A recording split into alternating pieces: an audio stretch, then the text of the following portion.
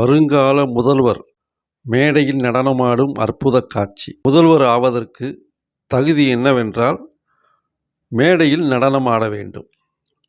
மற்றபடி எந்த கொள்கையும் கோட்பாடும் தேவையில்லை.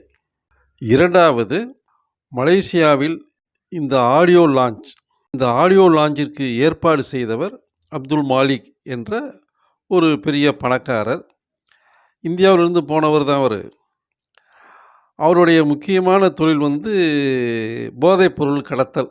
2023 மலேசியா போலீசாரால் கைது செய்யப்பட்டவர்.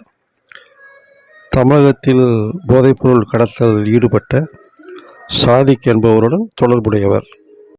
அப்படிப்பட்ட ஒரு நல்லவரோடு விஜய் அவர்கள், அதாவது வருங்கால முதல்வர் விஜய் அவர்கள் கூட்டு சேர்ந்து இந்த ஆடியோ லாஞ்சை நடத்தியிருக்கிறார்கள்.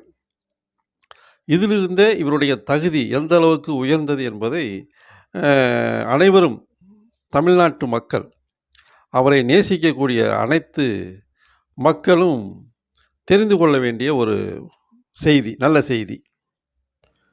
தன் நடனத்தால் மட்டுமே மக்களை கவர்ந்து முதல்வர் ஆகிவிடலாம் என்ற ஒரு நல்ல எண்ணத்துடன் விஜய் அவர்கள் பயணித்திருக்கிறார்கள். பாராட்டுக்கள். போதைப்பொருள் கடத்தல் செய்பவரோடு இணைந்து பணியாற்றியிருப்பது அதை விட கூடுதல் சிறப்பு.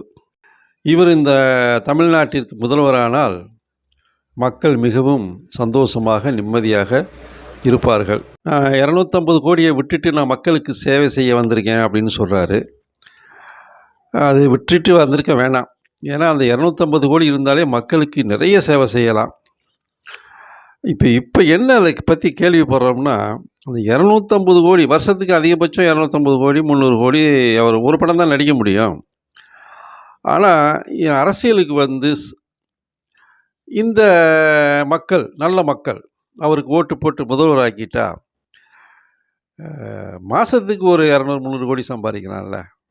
அப்போ வருஷத்துக்கு ஒரு 1000-2000 கோடி பார்க்கலாம். இதுதான் அவருடைய திட்டம் அப்படிங்கிறது தகவலாக வந்துக்கிட்டு இருக்கு.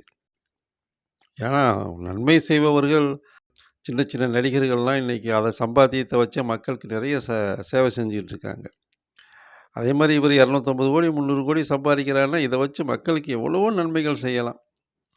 அதெல்லாம் விட்டுட்டு அரசியலில் நான் சாதிக்க போகிறேன் அப்படிங்கிறது எந்த அளவுக்கு அது. எப்படி இருந்தாலும் மேடையில் நடனமாடிய நமது வருங்கால முதல்வர் அவர்களுக்கு ஒரு பாராட்டை தெரிவிப்போம். அனைவருக்கும் வணக்கம். சப்ஸ்கிரைப் செய்யாதவர்கள் சப்ஸ்கிரைப் செய்து பெல் பட்டனை அழுத்தி ஆதரவு தருமுடன் அன்புடன் கேட்டுக்கொள்கின்றேன். நன்றி.